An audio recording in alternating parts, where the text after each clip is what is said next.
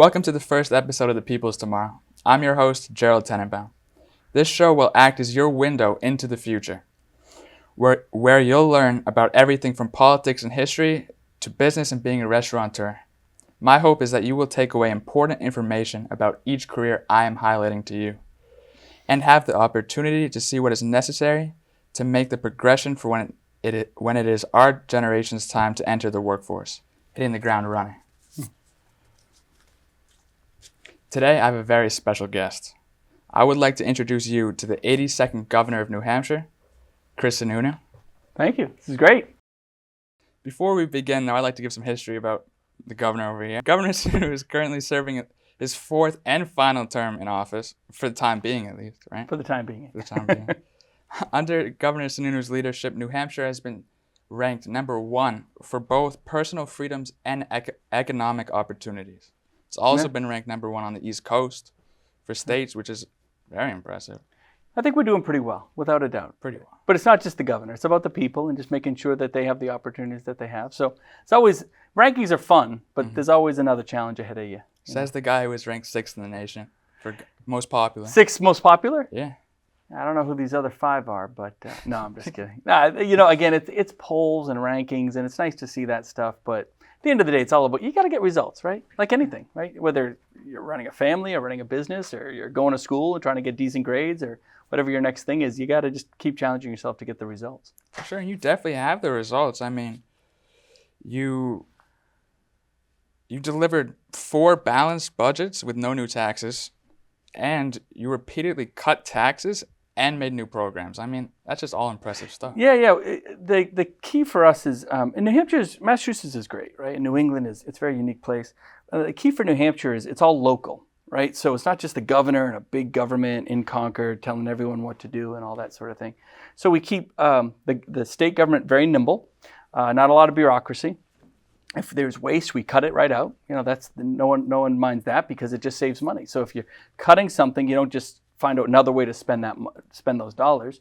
You can cut the taxes, return the money back to people. And the key to all of it is keeping local control, letting towns have all this, the bulk of the say, if you will, in terms of everything from what roads will be paved, what the curriculum in the school is, making sure parents have, connection with the schools, that local zoning, how they're going to bring in businesses. Letting the towns have a lot of the say in that is kind of the secret sauce to keeping things nimble. And because of that, we don't have to have income taxes in New Hampshire or sales taxes in New Hampshire. We just got rid of the interest and dividends tax. We abolished that completely. And so, again, you can always find a way. I'm an engineer by trade, so you can always find a way to just do it a little more efficient. If Massachusetts wanted to listen, I mean, I'm not quite old enough yet, but in a few years, if you want to make some changes like that, I wouldn't be too upset. Well, it's about look, I pick on Massachusetts a lot, and it's more just like Massachusetts is like this big brother that for years you kind of always look up to, right? They're kind of it's the economic engine and the driver for so much in New England. So when we can rib them a little bit, I mean, they have this amazing, college education system. They have this amazing healthcare system, one of the best in the world. They have a cultural center like Boston that New Hampshire couldn't and wouldn't even try to replicate. But kind of like, one thing I say to people all the time, we're like the tax-free suburb of Boston, right? Think of us that way. We're only 30 miles away, 30 miles north. And so we're just trying to create some opportunities for folks or businesses or families or whatever it is that maybe the bureaucracy in Massachusetts can't allow for various reasons. We can do it. We can provide that opportunity. And we just want to be an open door of opportunity for folks to come in and live their life that they want to live, not the life that the government is trying to tell them to live. You've definitely done a lot for New Hampshire, and even more than that. But at what time did you decide you wanted to go into politics? Oh, that's a good question. So my dad was governor back in the 80s. And I don't think politics is different than any other family, when your dad is doing something. I did not want to do it, right? Like I know a guy, his dad owned a pizza place, and the last thing he wanted to do was cook pizzas because he had spent so much time in it. It wasn't until I was running my own business. I had become an environmental engineer for a long time. And then I ran a ski resort. I had about 800 employees. I ran Waterville Valley Ski Resort for many years. And there was a lot of regulation on the business. And I'm a big believer that you follow the rules, right? I was taught very early on, you always follow the rules. If you don't like the rules and regulations, go to the legislature, change that, right? But there's a process to that. And I thought, boy, if all these regulations are coming down on my business, and we were kind of a mid-sized, decent-sized business, and we had to spend all this money breaking through state regulations in the live free or die state. I thought, well, how are the little businesses, how are those smaller businesses handling all of this? At the same time, my kids were going to school, and I grew up in the public schools of New Hampshire. I loved it. Salem, New Hampshire grew up. Great school system, much like Massachusetts, right? Known as the best school system really in the country. New Hampshire's up there as well. But at the time when my kids were going to public school, it was kind of a time of, there was a lot of emphasis on Common Core and doing things very differently and untraditionally. It was creating a lot of kind of chaos in the system. And I thought, well, this just isn't the way it should be. So the whole point of that long story is when things weren't affecting me, when I thought, well, this isn't the way I want it run, whether for the business or my family, I'm going to do something. So I thought about running for office. And that's kind of the beauty of New Hampshire. We have this very large legislature, the largest in the country, 400 members in our state legislature. It's the third largest parliamentary body in the Western Hemisphere, next to British Parliament, U.S. Congress, and then the New Hampshire legislature. And they get paid $100 a year. That's it, right? So it's a giant volunteer government, a lot of representation. The point I bring that up is, in New Hampshire, if you want to run for something, you just do it. You don't worry about the politics or the party bosses or all that kind of stuff. Or we have 18-year-olds that go to Kinko's with $50 in their hands, print some posters, knock on some doors, and get elected to the House of Representatives. I mean, that's an amazing thing, right? That we have 18-year-olds, you have 90-year-olds in our House of Representatives. So we're very representative. We try to keep a very open door. So when I decided to run for office, the opportunity presented itself, and I said, I just want to change things. So that was it. I'd never really cared about politics until I personally wanted to see some sort of change. I think a lot of people kind of work like that. It isn't until it really affects you that you kind of get into the weeds and say, well, what can I do to, make a better outcome, make a better change? And that's with a lot of things in life, right? That's it, right? Yeah. With your family, again, with your business. Government and politics isn't that much different, whether it's in a leadership role, whether it's just finding a better solution. It's just kind of re-engineering and rethinking a better way to do things. If you get into politics and government to do things the same way over and over again, well, we don't need you for that. I mean, that's like, we want the new ideas coming in. I've been governor for 4 terms. I chose not to run for a 5th term. I could have run, probably won and all that. But I'm a big believer. It's got to be public service, not public career. Mm-hmm. Too many folks, especially in Washington, have that kind of public career mindset. And so there's a point where you have to say, I love this job. I could do it forever. It's awesome. But you have to know when to say, you know what? We just need probably a different set of eyes on things, a different perspective. Like, there's always positive that can come from that. So I think we've done a great job. But in this world, I think it's just important to know not to overstay your welcome. A lot of my peers overstay their welcome. So, as you mentioned, you grew up in a political household with your dad, John Sununu, being governor of New Hampshire, but also under the Bush administration being the White House chief of staff. That's right, yeah. So how did you say that it would affect you? Did it discourage you? Yeah, it probably discouraged me more than anything. So when I was in grade school and middle school when my dad was governor, we lived a very normal life. We don't live in a governor's mansion. Like in Massachusetts, there's no mansion. There's none of that stuff.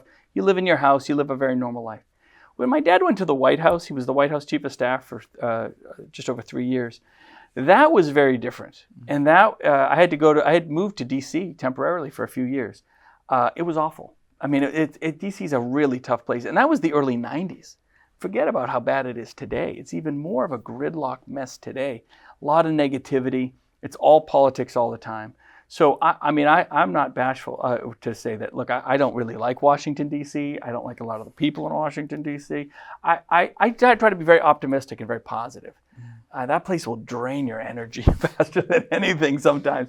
So my high school years, I really was put off by the whole political public service thing. That's not for me. So it took me a while, 15, 20 years to kind of shake that a little bit and realize, well, being back in New Hampshire with a kind of limited government, local control, and more efficiency where you really could get something done, I said, oh, no. There's an opportunity here, and it worked. It seems like it did. I mean, number one, right? Yeah, there we go. So you didn't want to go into politics in high school, you just said. No, not at all. Was there like a mentor or a teacher, someone who kind of helped you choose what you did want to go do? Engineering? Yeah, well, I'd say this, I wouldn't put my finger on any one individual. You know what's funny that sometimes sticks out in our mind is the person that was very unhelpful, right? The negative.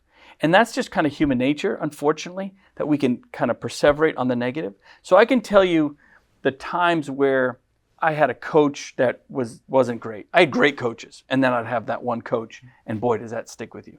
Or you'd have great teachers, and that one teacher that just wouldn't give you 2 seconds of flexibility, right? I mean, we've all been there. Just to interrupt you for a sec, I like all my teachers. Just going to say that now. I was setting you up for that one. I was setting you up. Great answer. Perfect answer. Spoken like a true politician. But the challenge, I think, is always kind of working past that and understanding that you can't let one individual or to either take your spirit away or convince you that, an opportunity isn't possible. So I can't put my finger on one individual, that mentor that kind of inspired me to either get into public service or to do X, Y, and Z. But I do remember those times thinking to myself, I'm not going to let this individual or this opportunity. I worked in high school. I had a boss that I could not stand, drove me crazy, and my parents made me stick with it. They said, no, you got to go to work every day. You go to school, you go to work, you do what you got to do, and you learn to kind of roll with the punches. And there's a huge benefit to that in life, kind of learning to deal with crappy situations, right? And it doesn't mean you walk away from the situation. You got to learn to deal with it. So if anything, as tough as those situations were, they taught me to learn and cope with not either, I don't want to say not just getting your way, dealing with adversity, other difficult challenges, personal challenges that can come, not just a policy or a decision or an activity you're supposed to do and it doesn't come through for you, but personal challenges. And you're going to, as a person, you got to deal with those every single day for the rest of your life, no matter what you do. Mm-hmm. So I guess the long and short of that is I tend to focus on those folks that I thought would be barriers and the learning experience that I tried to challenge to. It stinks. It's hard. I mean, those situations can be really, really hard, really tough. But if anything, it taught me how to deal with 400 legislators that might not agree with me on any single day. You can't get everything you want. You got to find some sort of compromise. You got to find how to keep yourself positive and kind of push yourself through that kind of adversity, because that's always going to come your way. Reach over to both sides of the aisle, right? That's it. And when you can't, when that doesn't work, go for a walk, right? Mm-hmm. Just get out. Like I love to hike. I'm a big hiker. So we all have our bad days, and you just want to throw in the towel and you say, no, I'm just going to go for a hike. I'm going to drive out to the beach. I'm just going to go for a walk, get some fresh air, clear my head, and just know that every single day the sun comes up. Every single day is another opportunity to kind of hit that reset button and do it again. So you got to, even in your worst moments, it's hard, but you got to think a little bit long term and kind of to keep that optimism up about what you want to do and what you're about. Yeah. So you weren't interested in politics, sure, but was there any specific legislation or policies, issues you wanted to do that you actually did get to carry out when you? Yeah, that's a good question. So, my fundamental belief was trying to make government more efficient, less regulation, less government in your way, let you live your life, that live free or die thing. Live free or die is like this cool motto that we have. Everyone loves it, but it's not just 4 cool words on a license plate, right? It really is truly how we try to live our lives in New Hampshire. And so I always try to model myself after that motto. Now, that's not a policy per se. I can tell you education was important to me, and it wasn't about telling everyone how they have to drive a path of education. For me, it was about opportunity. We have great public schools, and they were great for me. But just understand that sometimes the 4 walls of the traditional classroom don't work for everyone. That's okay. So what other options can we give them? Maybe it's homeschool or private school or extra tutoring or other opportunities to kind of get the best out of that student, right? And sometimes it works, sometimes it doesn't, but I believe that the more opportunity you provide, the better. So that's just one example. Same with business, right? I shouldn't be telling a business what they should be selling or how they should be selling it or at what price point or whatever. It's a free market. You got to let businesses kind of succeed and fail on their own. And if you do that as a collective, we all benefit from that, right? Competition and all that sort of thing. So allowing that to be really open and allow businesses to have all that kind of flexibility. It's okay. It's good to allow people to fail. It's a weird thing to think about. Failure builds a better knowledge base, an understanding of what the barriers are, And, by and large, whether you're talking about a family, a business, a school, whatever it is, you come back stronger and you come back understanding, oh, wait, let's not do it that way again. Let's open up opportunity over here. Maybe there's unintended consequences on something you didn't know. So my general philosophy was, in New Hampshire, we just needed more flexibility. And with that comes success. And we've proven that. I mean, the model has really proven itself out. Yeah. That was nice, yeah. So schools didn't work for you. Were you saying specifically you, like the traditional classroom? Yeah, I got by. I mean, I did fairly well in school. I think the further I went on, especially in high school, whether it was other external, you have no matter how smart you might be or whatever it is, we all have other stuff going on. Could be family stuff, could be personal stuff. There's all these other distractions that can kind of get in your way of what maybe the core mission is. If the core mission is school, you're in high school, and there was a lot of stuff going on. So I think the further I went on in school, the tougher it got. I went to a good, I wanted to be an engineer, and I got into MIT, and that was great. So I took advantage of that.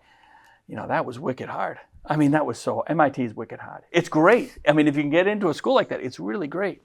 But there again, I had to learn, boy, I'm not going to be a straight A student, not at all. I'm not even going to try to be a straight A student. I'm going to work hard in my classes. But I could see a lot of students either that hadn't learned how to deal with adversity, hadn't learned how to deal with failure.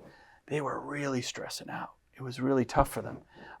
They just, I don't think, had grown up in a place or a culture or opportunity where it was okay to fail or they understood. And you have to learn how to fail.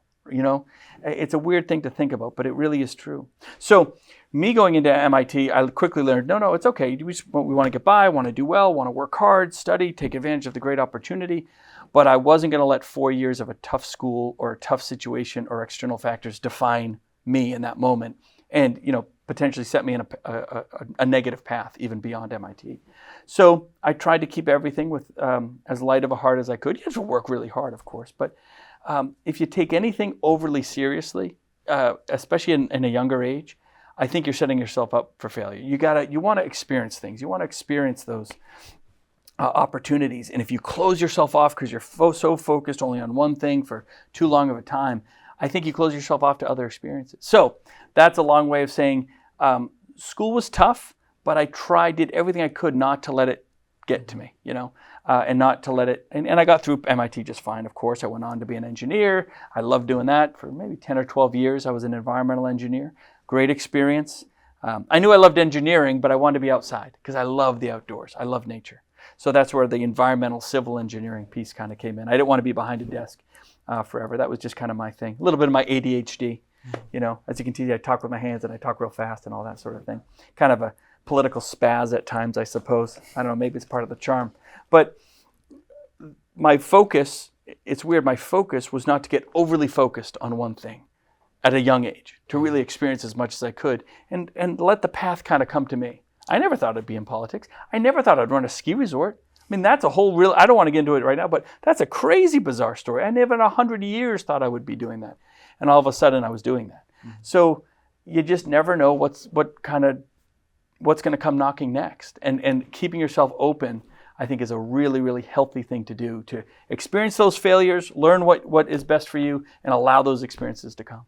Yeah, for sure. Yeah. Well, I know for now, we definitely have a lot more going for education. Now there's a lot more options for special education, exactly. That sort of thing. Would you say not only education-wise, but there's been a lot of societal change since you were younger, right? Oh, yeah. So there's a lot of negativity out there. But I think to your point, the societal changes we've seen, by and large, are really amazing. I mean, when I was in high school, if you told me that we were going to have AI that was going to be developing ways to cure cancer and all this kind of amazing stuff, I would have said, no way, that's like science fiction. When I was in high school, if you were going to, we saw, at the time there was the Feed the World thing, right? You saw Africa and the starvation you were seeing in third world countries and all this. If you told me that in some of those third world countries would have technologies to get them clean water and better irrigation and all this thing and, curing diseases over time, in terms of the health of this planet, we've made huge strides already. And that's just been in 30, 40 years, right? Imagine what's possible in the next 50. Politically, we have our strifes, of course. That's more of a product of how we communicate than anything. I think how we communicate, how we consume information has kind of polarized us a little bit. I think the fact that we consume more information on a national level, right? People are tweeting in California, but we hear it like it's our next door neighbor, right? So in a way, our messaging politically on government and civics and how that should be done, unfortunately, has gotten very nationalized, which makes it more polarized, because the further away you are from something, the easier it is to be really negative. So the reason I go back to where we started, the reason I love local control in New Hampshire, the most important votes you take are at your town meeting every year.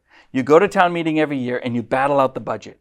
And my brother's in my town, and he and I have gotten into arguments at our town meeting, right? And my neighbors all get into arguments about what we should do and how we should do it. But guess what? Like the next day, we're all at the school bus stop together waiting with our kids. Like because local control means you're all part of the same community, it actually instills a sense of, okay, collegiality. You know, we might disagree, but okay, we can, you win some, you lose some, you walk it off, you're back together as friends and neighbors the next day. When you're more national, when you're having national political discussions, it's easy to be super negative, the name calling, the prejudices that come with that. The more nationalized we get our information, the more polarized things become. And that's a problem. I always say that I'm Gen X, that we were smart enough to invent something like social media, but we didn't have the maturity to understand how to use it. And in many ways, we're counting on you guys to do that. And I mean that very sincerely. Because your generation is growing up with social media, with the iGen, technology completely surrounding everything you do and every possible job you could have. Technology comes into some play, which means you're growing up learning every single day a better way to use it, a smarter way to use it, a more responsible way to use it. We didn't have that experience. You know, they say if you want to be really good at something, you put in 10,000 hours, right? You want to be good at baseball. You want to be good at accounting. I don't know. You got to do kind of your 10,000 hours to really something become ingrained in. We didn't do our 10,000 hours in terms of communication with technology. You guys have done your 10,000 hours by the time you're 17. So that's an amazing opportunity that you guys have, where I feel very optimistic, where that stuff isn't great right now, but it will only get better over time, because your generation is going to have much more experience with it, knowing how to use it and getting the best out of it. So I'm really optimistic, whether you're talking about education, opportunities in education, like you brought up, special education, different outside the box thinking around education, better educational opportunities for inner city kids or low income families. All that's happening, which is really, really cool. Maybe sometimes not as fast as you want it to happen, but believe me, it's so much better today than it was 30 years ago. So we've constantly advanced in a lot of different ways here, especially within the United States. And I think that's something to always lead with gratitude, right? Be grateful. Look where we are. We're blessed. We are so blessed compared to most of the planet right now, that we can live in a place like New England and have fiscal and financial opportunities and opportunities with our family. So many people in the world don't have a fraction of what we have. So if you wake up every day and start with a mindset of gratitude, I really believe that's how, and I think your generation does this better than anybody, frankly. That's how you make sure that over time, we can have our differences, but they don't define us. Don't let your differences define you, because then they become prejudices. For sure. I'm going to circle back to something you just said a little while ago. You said national scale, politicians using social media on a national scale is definitely affecting. I can think of, I'm not going to name anyone, but some politicians who definitely use it a lot and have caused some controversy with that. Do you think it'd be better? How do you think that could be solved? Do you think it's a problem necessarily, or just something that needs to be some regulation? That's a great question. I don't think the problem, the specific politicians that we're talking about, it's pretty obvious. I don't think the politicians are per se the problem. They're part of it, to be sure. It's how all of us talk to each other. It's how the media drives certain things, right? Whether it's a bias in the media to the left or a bias in the media to the right. Of course they're there. Everybody knows that they're there. But then how they not just talk on the news, but how they use their social media, how they do their targeted messaging. The real issue that we're all diving into now, both on the government level and I think a personal level, is how social media uses their algorithms. Specifically, my passion is specifically around kids and the youth, targeting them with specific drives and messaging that can be very harmful, right? Whether it's on a mental health level, whether it's on an access of your data level. There's so many reasons why that kind of targeting. You don't see it, you don't know it's happening in the moment, but it is. And I think we're becoming more and more self-aware, parents, kids, everybody, that that's a huge function of social media, how we communicate. Now, social media isn't going away. It shouldn't necessarily go away.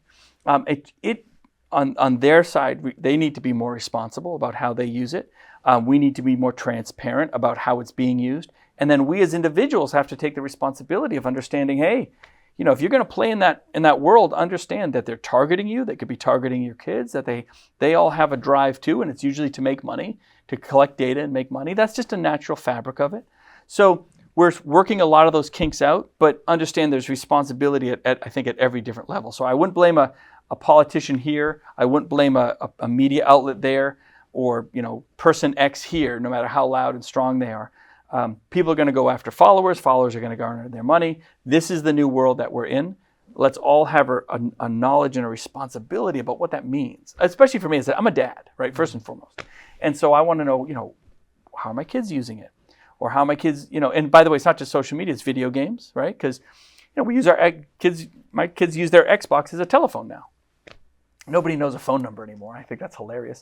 But who else is on there? Like, who else are they interacting with? What are their motives? And if it's, if you just kind of monitor it as a parent and make sure it's just within their friends and all that sort of thing, it can be safe, fine, and great. But don't think for a second that we don't have a little bit of responsibility in owning, the effects of that. So everybody does on every level. And again, I think over time, this is so new. This is so new. In 2008, right? That was 16 years ago. That's nothing. That's an eye blink. My birthday. There you go. The year I was born. So just in your lifetime, which seems like an eternity for you, but believe me, it's like a blink of the eye. I think Obama was really the first presidential candidate to start using social media to get likes. And that was it. Oh, if you get likes on Facebook, it was a big deal. Now, in just 16 years, it's evolved so much beyond that, and I can only imagine where it's going to go 16 years from now. But my point is that it's in such its infancy, and in terms of understanding what this is and how we should use it, maybe whether it's regulatory guidelines around it or transparency we want to see from it. So we're working it all out, but don't let it drive you. Don't let it be so negative that it takes you down. And if you're not having a good experience with it, get off. It's very addicting. That's the last thing. Everyone has to understand your Instagram, TikTok, Facebook Reels, all of it.